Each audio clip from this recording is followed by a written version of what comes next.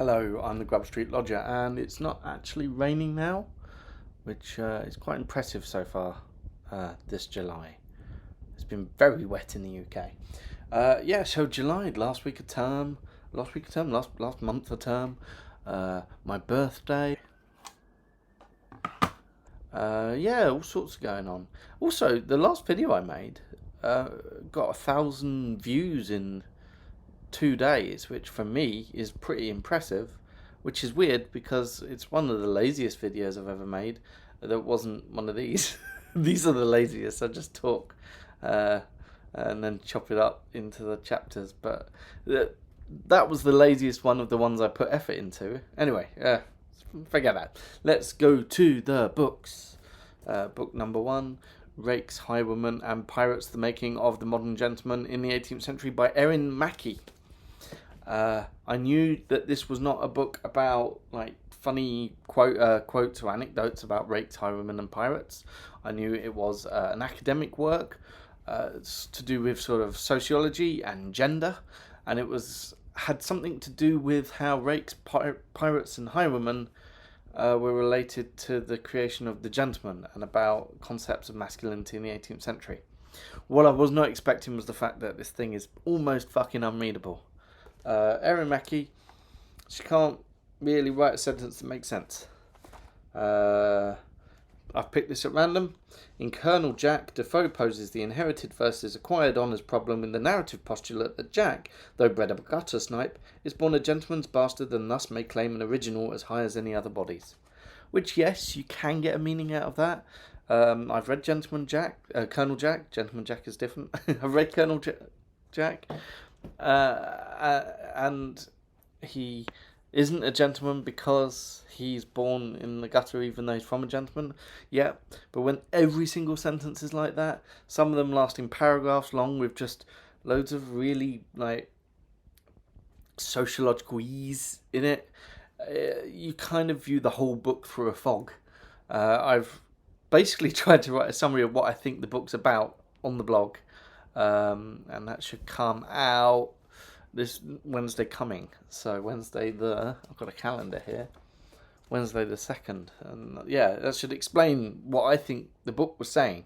So it was saying essentially there was an older form of masculinity which was linked to royalty and power, which is why the rakes in like Charles I and II's time were bisexual, because as long as they shagged someone of less power, it didn't really matter what sex they were. And there was other things, but it was all about closeness to power, closeness to the king, and criminal acts and getting away with them showed your power. And so that was part of your masculinity. You'd do criminal acts, you'd shag everything, all this kind of stuff. But in the 18th century, you've got the spectator and the tattler, and you've got the growth of the idea of the gentleman. And the gentleman is someone who is moderate, who is sort of stoic, who follows society's rules.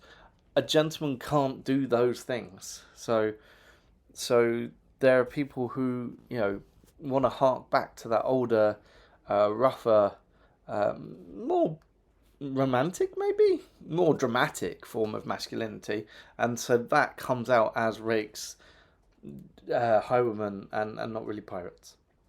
And so the rakes, they're shagging everyone, and they get away with it because most of them are rich, and because they perform it. They're very theatrical, and they make a theatre that people can enjoy out of their criminal activity, which is seducing young women. And Lovelace, for example, I've been reading Clarissa throughout the year, and Lovelace is very theatrical. Interestingly, of course, Lovelace, the archetypical rake in the longest novel in English, 2 million plus words, that takes place over a year, has sex with one person, and that's because he's drugged her. But hey. And so there's also the excuses of boys will be boys about these. And she says that something that we've kind of forgotten now was that rakes also were like the Mohawks, the gangs that used to go around beating up watchmen and stuff. And we've kind of forgotten about that. I would say if she lives in Britain, we haven't, because we've still got the Bullingdon Club, which is a group of super privileged Tory Oxford students that smash up places. They go to restaurants and they smash it up. We've had, I think, 2 prime ministers come from that. 2 prime ministers, maybe a chancellor. I mean, Boris Johnson, not only did he do that, is he a serial liar? He never. I don't think he's had a relationship he hasn't cheated on, and we don't even know how many kids he's got. In fact, he might have stuck one of them in the House of Lords, and it's all a bit, he's a rake. And as I said, at least Lovelace was attractive. But yeah, so that's Rakes. Then you got Highwaymen, and Highwaymen are a more direct link to that old form of Charles I, Charles II, because the original Highwaymen were cavaliers who were out of work, who robbed people, and they robbed Republicans.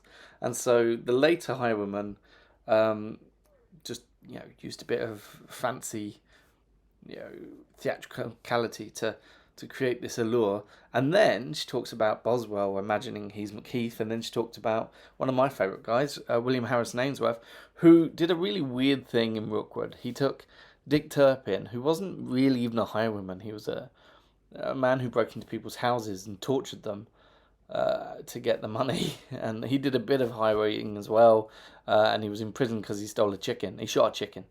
So Dick Turpin, not really a romantic figure at all. But it's William Harrison Ainsworth that takes Dick Turpin, who for some reason he had a romantic fancy for when he was a boy, gives him exploits of other highwaymen, and in Rookwood does no actual criminal activity. And what's more, and I thought this was one of the few sort of salient points that Mackie makes that I thought was quite interesting, is apart from the Gothic plot, so I said when I talk about it, it's like Gothic versus the Newgate novel and Crash. Well, he's the Newgate bit. He's apart from the Gothic bit, and the Gothic bit is all about the terrible legacy of some rakes. Then she talks about pirates, and it goes weird because we're not talking about masculinity anymore. She says that the pirates are like the rude boy yardies, and the Maroons, who are the sort of escaped slaves who form their own communities within places like Jamaica, run by people like Nanny. Nanny's cool. I like the Maroons. So, except the Maroons are like she says they're like the Rastafarians. Now the Maroons, to keep their independence, actually were contracted out to capture escaped slaves and bring them back. So, they're not completely cool. But she says the Rastafarians are like this. And because the Yardie Rude Boys provided, security for various political groups, they're like the pirates. Because like pirates, they're after the same things. They're after the money and all that the real world's after. But they parody the real world. She's not Jamaican, and she hasn't studied Jamaica, and this had nothing to do with the rest of the book, and that was a bit weird. And then she talked about 2 novels where she said that Lord Orville was the perfect gentleman, and it was a bit boring, and that was the end. All of it in rather difficult to read prose. And I looked her up, actually, because I thought, God, this is a bit naff. And I looked her up, and the first thing that comes up is her anonymous reviews from students. And they all say, we don't understand a word she's saying. So there you go. It might not just be me. So the next book, and the one I was reading when my birthday came, kind of on purpose, really, was The Solitary Summer by Elizabeth von Arnim. And I have long loved Elizabeth von Arnim. And I discovered her through Elizabeth and her German Garden. And this is the sequel to that. So some of the Elizabeth von Arnim books have been a bit dark and a bit grim, but always entertaining. But this is carrying on that first book, which is all about how nice it is to wander around nature. And it's called The Solitary Summer because she thinks that, if she spent summer alone reading her books and wandering around nature, she's going to be quite happy. And by alone, she doesn't mean alone. Her husband's still there, her kids are still there, but just no other people. And she bets that she'll have a lovely time, and her husband bets that she'll be bored. And she does it, and she has a lovely time. Brilliant. And that's what I'm planning on doing. Tomorrow I'm going to my parents. They'll be there. Their garden will be there. And some books will be there. And that will be me happy. If the sun shines there, I can then combine garden and books. Ooh. But if it's raining, then not. So yeah, it's quite lovely. And it's not quite as lovely as Elizabeth and her German garden. But I don't know much about flowers and things, but she makes me like them. And she talks about books, and I already like them. And there's just one chapter where she talks about the poor people, and she's really condescending, and that one's a bit iffy. But on the most part, it's a lovely... Yeah, it just makes you feel good. Now, the day after my birthday, I was planning this. Happy birthday, Adam. You're approaching or sort of nearing being on old Get Read a Bunch of Children's Books challenge. And it didn't happen. And in fact, I filmed that on my birthday. But it didn't happen because, real life set in. But also I started this. This was the first children's book, Pappa Pellerin's Daughter. And I didn't finish it. I barely even got through it by the end of the day. And that's partly because of all the different things that happened that day. But also because Pappa Pellerin's Daughter by Marie Gripe. It's a translated work from Sweden. It's a sort of what if Pippi Longstocking but gritty. It was written in the 60s. And so she lives alone. Her mum's gone to America. Well, she's gone somewhere else, but then America. Her dad, we don't know who her dad is. And she's got 2 toddler boys that she's looking after. And she's about 12. And she doesn't have magical powers and a monkey and stuff. She half starves. She roots through dustbins, she digs grubs out of the ground, and she gets a little help from some of the people around her. And it's Pippi Longstocking but grim. And I was like, oh, I'm not that fond of this. This is not much fun. In fact, the day after, when I was going to read all the many children's books I didn't read, it got better because she essentially got captured and put into a children's home in the city, and it's really interesting stuff about her alienation from the city. How even walking the pavement does not answer her footprints the way she's used to, and she's really unsure of it. And it's about how she slowly gets to get used to the city and like elements of it, and also become her city person, which she thinks is not as active mentally as her scrabbling for life person. She's like, they send me to school. School's piss easy compared to keeping 2 toddlers alive. This is easy. This is a really easy life. That's it really. And she's hoping, she daydreams about meeting her dad. And then at the end, her and the twins go back, and guess who's there? It's a really sweet ending. It turns out to be a really good book. There's this bit where she's about to go home and she wants to say goodbye to the city and reawaken her primal self. So she strips down to her knickers and splashes about in a water fountain. And it just made me want to strip down to my knickers and splash about in a water fountain. I'd get arrested. Now, the next book I read was a present from my birthday. It's called The Misadventures of Margaret Finch, and it's by Claire McGlasson. And if you've watched these for a long time and remember it, and I don't know why you would remember it, but I remember it, Claire McGlasson wrote The Rapture. And The Rapture was all about the Panacea Society. And I kind of come to the conclusion that as a history of Panacea Society, it's not very good. But as a novel, it was great. I really enjoyed the novel.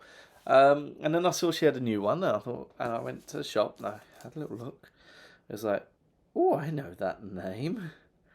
The Rector of Stucky, written Stiffkey, pronounced Stucky, aka Harold Davidson. I've read a book about him. He's the vicar who got defrocked for being a bit pinchy with the prostitutes in Soho, put himself in a barrel, starved himself, and then eventually was mauled by lions in Skegness Pier. I love that story. I mean, it's tragic. The man died. In fact, he probably died because people believed he was diabetic and they gave him insulin and he wasn't diabetic. So it probably wasn't the lion that killed him, but the doctors. But, that's a fascinating story. She's picked another one. She picked the Panacea Society that I love. She picked this story that I'm really interested in. Great. And what's more, Margaret Finch is part of mass observation movement, which is something else I find really interesting, where sort of busybodies in the 1930s went around quietly observing the working classes like they were some alien species, and noting, how many drinks a person brought in a round, and how long a round lasted, and how many people would be in a round, and things like that. And so Margaret Finch is doing this, and she feels a bit like a spy, and she feels very, very out of touch with everybody, partly because she's got this stepmother who has obviously tried to middle class her. And so she spent her whole life feeling not good enough because of this stepmother. But now she's sort of lurking amongst the working classes, and she's watching them, and she follows some out, and she sees some criminal activity, and they're getting a little bit close, and this old man comes and helps her, and it turns out this man is Harold Davidson, the disgraced rector of Stuckey, who he became known as the prostitutes' padre because he helped prostitutes. I mean, as he says, he helped 500, and only one of them came with complaints. Even though there is a photo of him just eyeing up a naked woman that was taken the day after his trial, I think. Anyway, so he thought he was very unfairly dismissed, that he'd actually been doing good Christian work with all these people and not been naughty.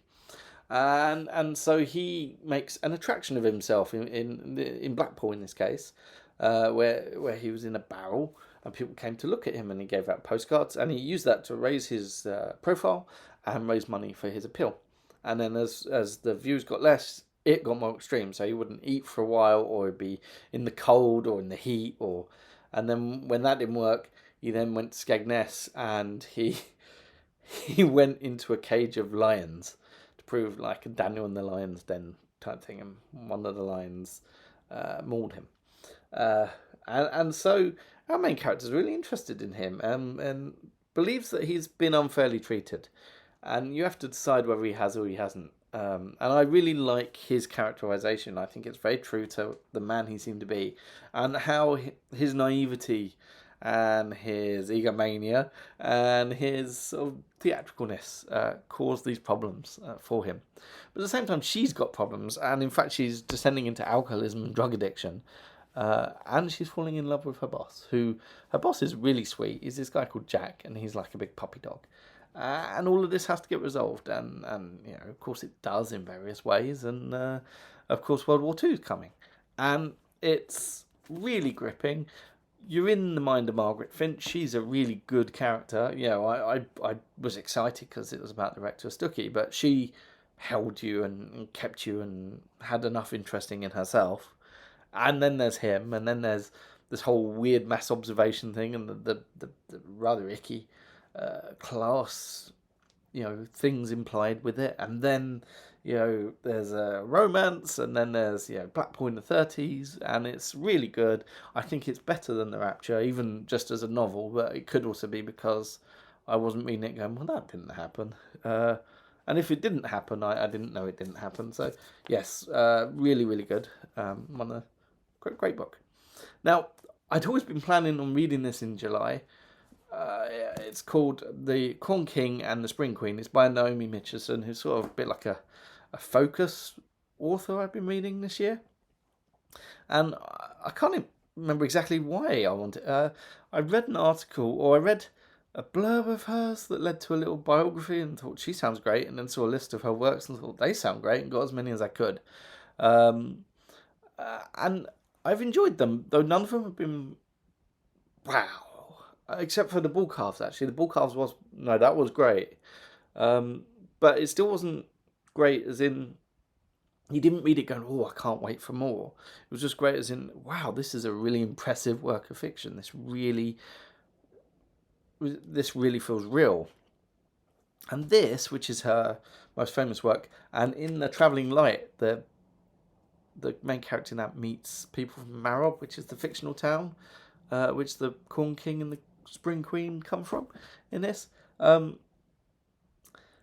It's the same thing as the Bull Calves. It's all about going into their heads and seeing these other societies. And so One of the big sort of B plots is all about Cleomenes, the last, well, not the last Spartan king, but one of the last Spartan kings who tried to bring everything back to the old ways of Sparta, or as they say in it, the new way, the king's way, and launch attacks on all the old enemies and just try to make Sparta great again, which led to him selling his mother and children to Ptolemy in Egypt and going over there and getting killing himself, and yeah. So the tragedy of Cleomenes, which I actually knew a bit about, so I knew a bit what was coming up in here when he came up. And then there's the chunks of it in Egypt of Ptolemy, and it's Ptolemy the Third, I think. He's horrid. He's always referred to it as the divine king, and he's just really just a bad person, and he has bad advisors, and they do bad stuff. But then you got the corn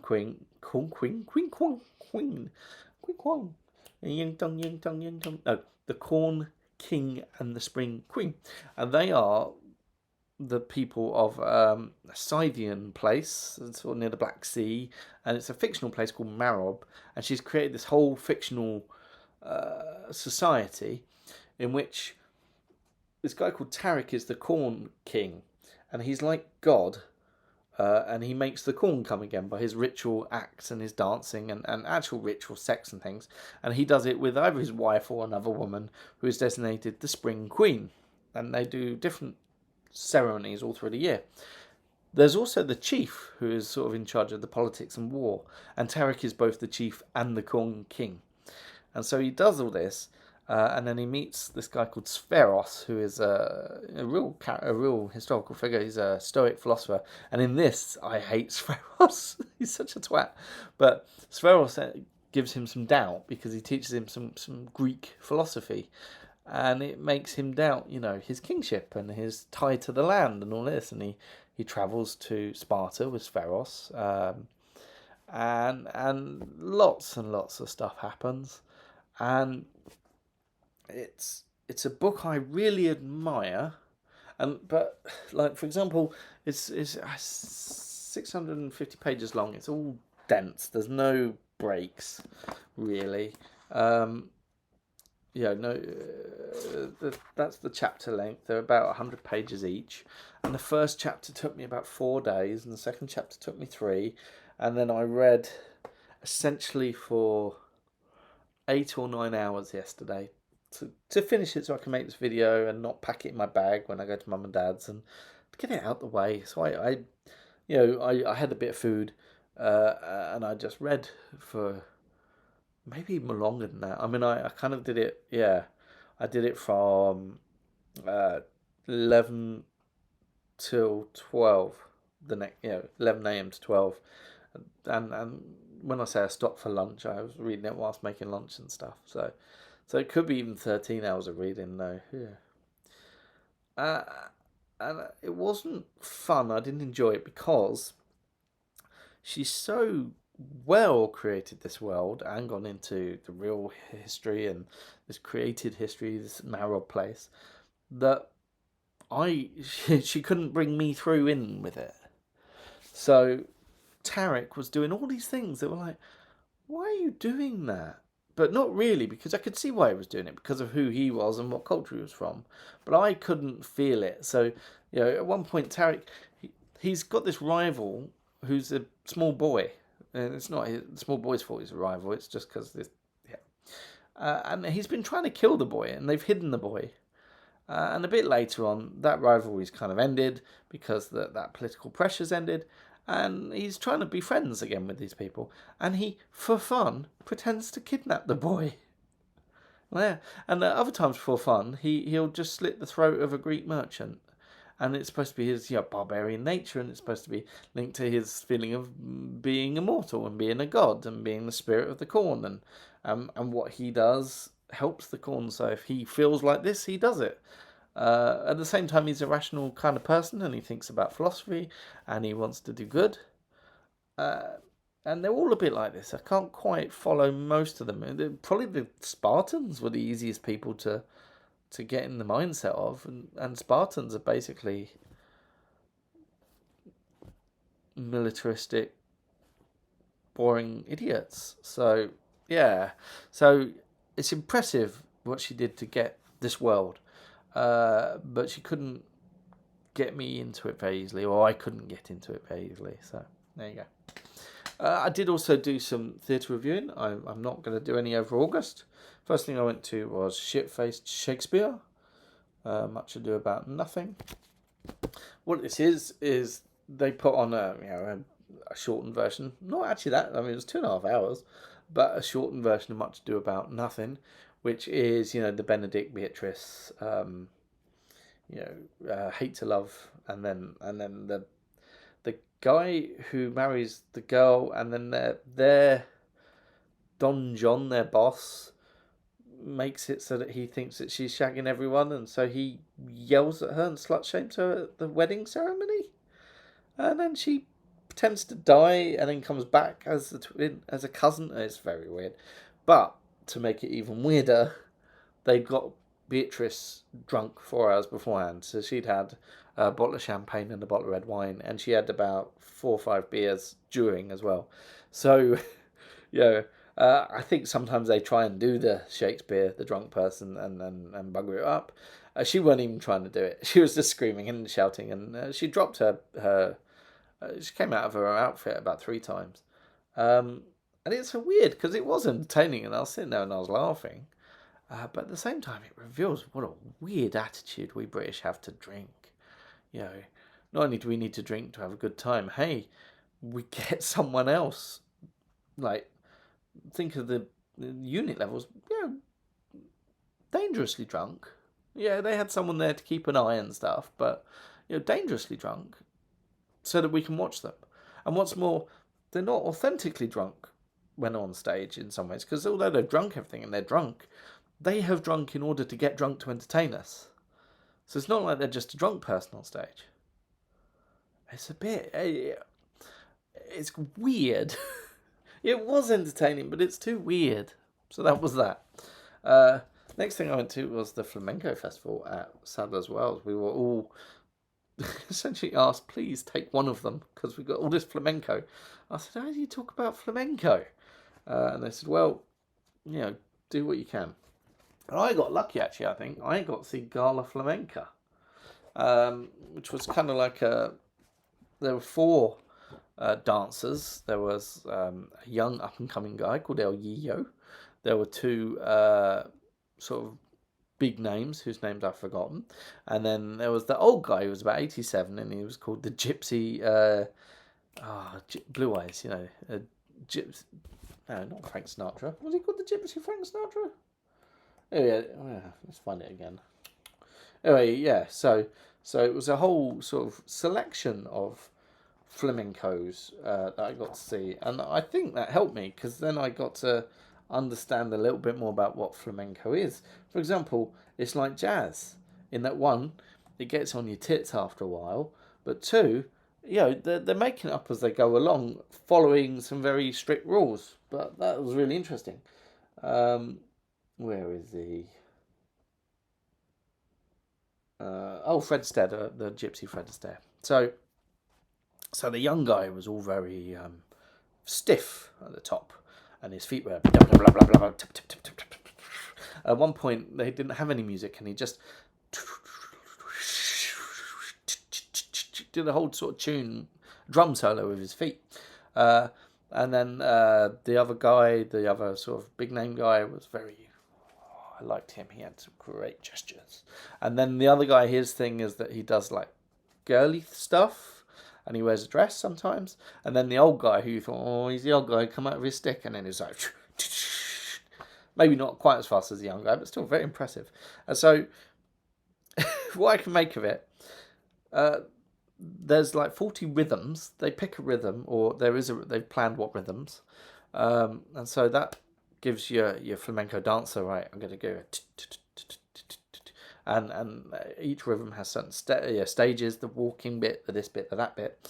The guitars then go in with that, so the 2 guitarists, they're always watching the feet, and then the singers watching all of that and sort of using stock phrases and words, which are all in Spanish I didn't understand. And in fact, the dancing I could have watched a long time. The guitarist was alright. It was the singers that got me. So there was two men and a woman, and they all just sounded like they were going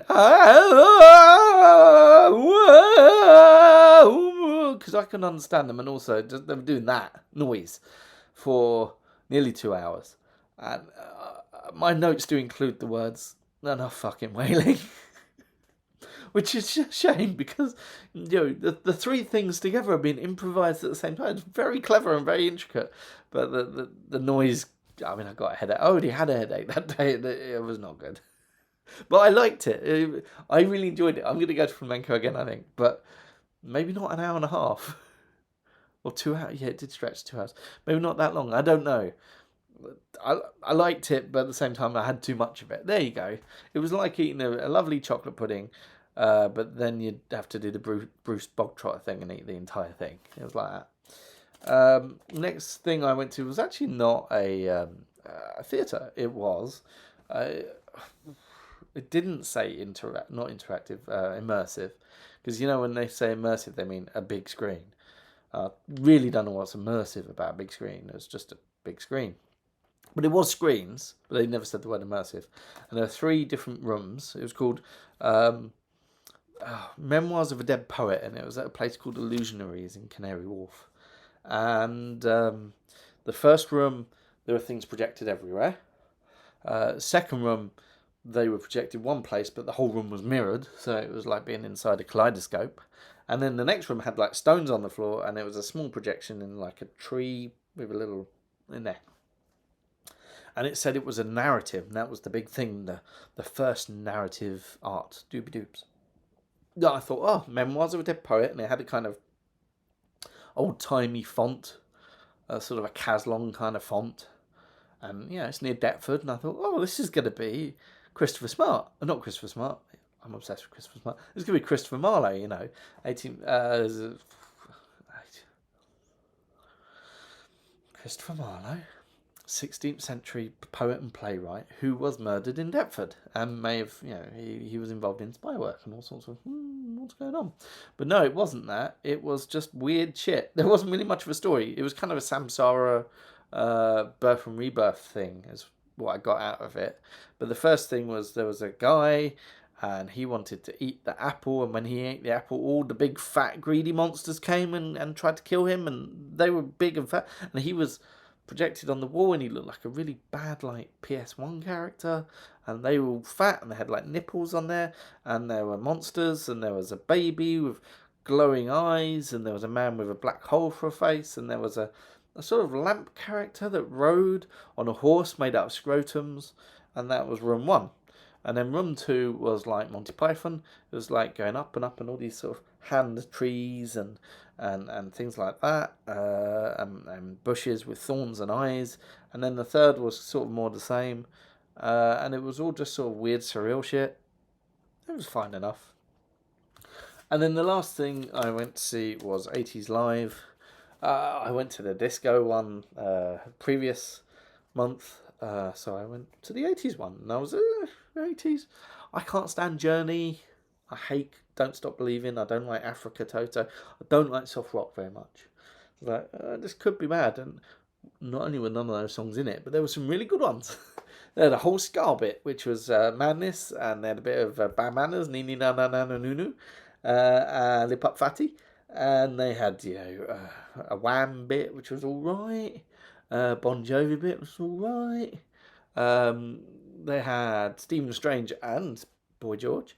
It was quite fun. The performers, I think because of the kind of music in the 80s, it was a lot more about visual stuff. And so they were more dressing up. There was a bit of a Tonight Matthew I'm Gonna Be quality to it. Bit more like cruise ship. It was a bit cruise shippy. And they didn't get a chance to have as much personality as the 70s ones did.